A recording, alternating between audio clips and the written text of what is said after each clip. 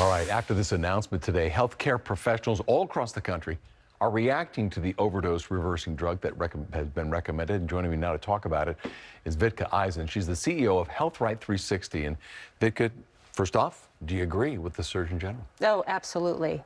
And it's very impressive that he came out with this. The Surgeon General doesn't come out with advisories every day. I think it's been 13 years since the last time they came out with a healthcare advisory. What do you think the motivation was?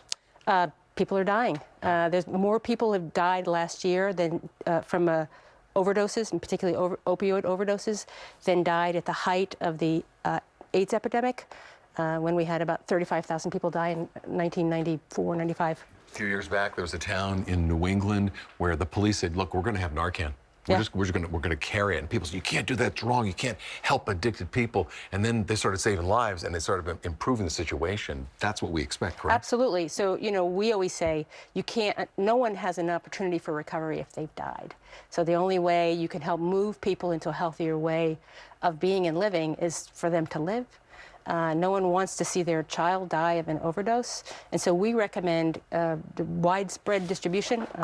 I brought a sample of naloxone. It's really simple to use. So naloxone's the actual description of it. Narcan is like the brand. It's a brand name, okay. yeah, but gotcha. it's really simple to use. So this is just a sample of one kind. Just hold it up.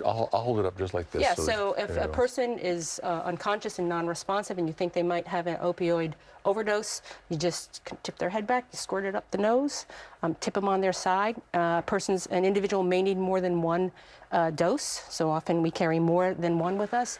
We hand it out to patients who are on opioid pain medication. We hand it out to people who are in our detox programs. Talk about the difference between this and someone who's trying to wean themselves from an addiction, because this is more desperate measure.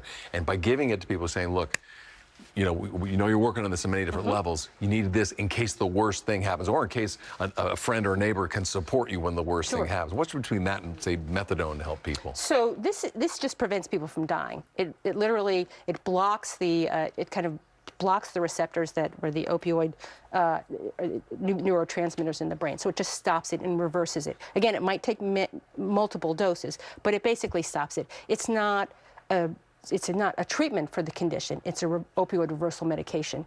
But again, once somebody has come through an overdose and has survived it, sometimes that's motivation for people. There it is. Yeah, to get help. There are people at home who are going to say, well, those people, they're on the edges of society and there's no hope for them. Do you mind me asking you to share your personal story? Sure. I'm a person in long-term recovery. I was an injection heroin user 35 years ago, and sought treatment here in San Francisco at the program that I'm now the CEO of. So, yeah.